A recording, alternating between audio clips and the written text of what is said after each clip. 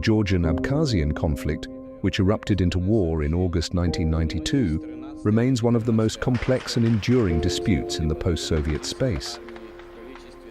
This conflict stemmed from a decades-long dispute over the ownership of Abkhazia. For much of the world, Abkhazia remains either totally unknown, poorly understood, or a contested region. On the 14th of August 1992, Georgian troops led by Tengiz Kitovani entered Abkhazia with tanks and combat helicopters, sparking a 13-month war. Years later, in the documentary Absence of Will, Eduard Shevardnadze reflected on this decision, admitting, "Kitovani, the defense minister, should never have sent troops to Sukhum. That was our biggest mistake." Stoma და ჩვენ დანაშაული ის იყო რომ ბატონი თენგიზ კიტოვანი სოხუმში არ უნდა შესულიყო. In the early months of the Georgian occupation of Abkhazia, severe ethnic-based human rights violations occurred. Hundreds of Abkhazians and those suspected of being pro-Abkhazian were tortured and executed. Much of the Abkhaz population, along with many non-Georgians, was forced from their homes.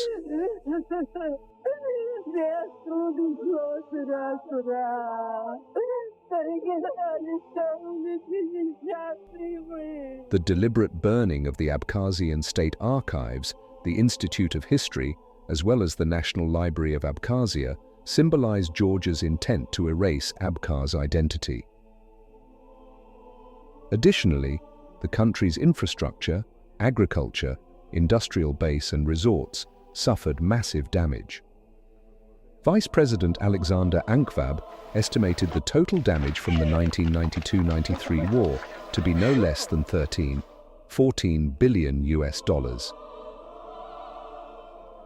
From the very beginning of the conflict, the West's stance on Abkhazia has been marked by a clear double standard. When Georgian State Council troops unexpectedly attacked Abkhazian towns and villages, Western countries turned a blind eye to the pleas of the Abkhazians. They quickly declared the conflict an internal affair of Georgia, recognizing the Georgian government as the only legitimate authority capable of restoring order. Despite the Abkhazian government's urgent pleas, the world largely ignored the threat of annihilation they faced. Even when the Georgian commander-in-chief, Georgi Karkarashvili, threatened to wipe out the entire population of Abkhaz people, there was no international outcry.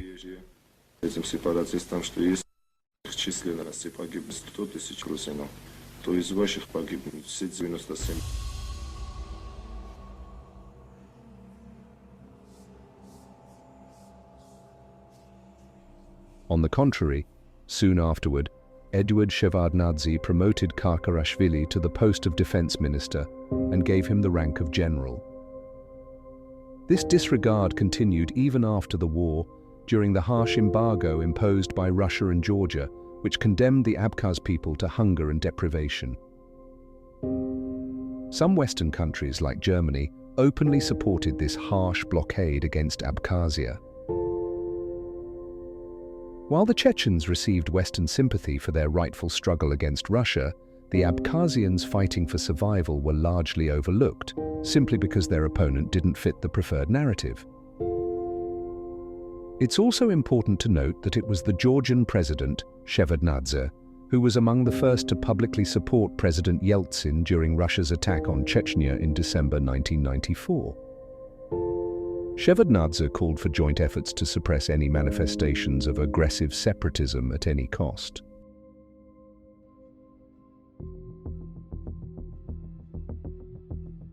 The war ended on the 30th of September 1993 with an Abkhazian victory.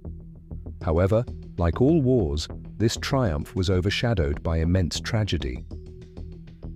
Thousands perished on both sides, with every Abkhazian family losing at least one member. The Abkhazians lost 4% of their population during this conflict, equivalent to 12 million in terms of the US population. Many volunteers from non-Georgian communities in Abkhazia, the North Caucasus, and the Abkhazian Circassian diaspora including some from as far away as Turkey, also lost their lives defending their ancestral lands. On the other side, around 200,000 Georgians fled their homes, becoming refugees in their own country. In the war's aftermath, Abkhazia faced a Commonwealth of Independent States embargo led by Russia and Georgia. Georgia attempted several times to reclaim Abkhazia by force, but without success. Peace negotiations began, mediated by the UN with Russia as facilitator. Discussions on Abkhazia's political status resumed. As before the war, the Abkhazian leadership initially did not openly pursue independence. They continued to propose establishing confederal links with Georgia, emphasizing equal rights to national self-determination and sovereign status. რეალური ავტონომია, უკვე ომის შემდეგ ფედერაცია ხელშეკრულება. არა, კარგია. ეს რომ მოითხოვონ, დღეს კარგია თქო, მაგრამ რატო არ მივეცით რეალურ ავტონომიას? ხო და მე მაშინ რატო არ მივეცით თქო, აი ამას ვამბობ. რატო არ დათანხმდა ქართული მხარე ესეთ შეთავაზებებს პირიქით მომხრე ვარ, კარგად მოვიქცეთ. ქართველების დიდი ნაწილი მაშინ ცოტა სხვა ხასიათზე იყო და სხვა განწყობის იყვნენ აფხაზების მიმართ. და მე ერთ პერიოდში When Georgian authorities rejected this proposal, Abkhazia formally declared independence in 1999, as formally recognized by Russia on the 26th of August 2008. Now, for Abkhazians, any form of association with Georgia is completely off the table. Years of conflict have left Abkhazians distrustful of Georgians and wary of the West, which has largely ignored their perspective while supporting Georgia. In a 1993 speech in London, Abkhazian historian Stanislav Lakoba described Abkhazia as being between Hammer and Anvil. This aptly characterizes Abkhazia's ongoing position between Russia and Georgia. Reconciliation between these two nations will only come with political resolution, and the global community has a crucial role to play. Labeling groups as separatists or rebels with a negative meaning and imposing solutions won't persuade them to abandon their aspirations. It's essential to recognize that international law often struggles to address these modern realities. In the broader context, the movements for self-determination and the push for integration among established states aren't inherently contradictory. Emerging states seek independence not to isolate themselves, but to join the global community directly and equally. The real question is whether the world should address the root causes of these movements and find ways to respect people's rights to decide their own destinies, or continue to enforce existing power structures under the guise of security. As Abkhazia continues to assert its independence and right to self-determination, it's crucial for the international community to reassess its approach.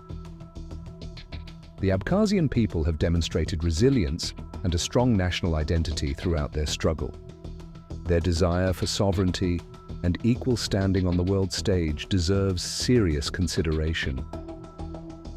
Moving forward, a just and lasting resolution to this conflict must take into account Abkhazia's legitimate aspirations for independence, its unique history, and the sacrifices its people have made in pursuit of self-governance. Only by acknowledging these realities can true peace and stability be achieved in the region.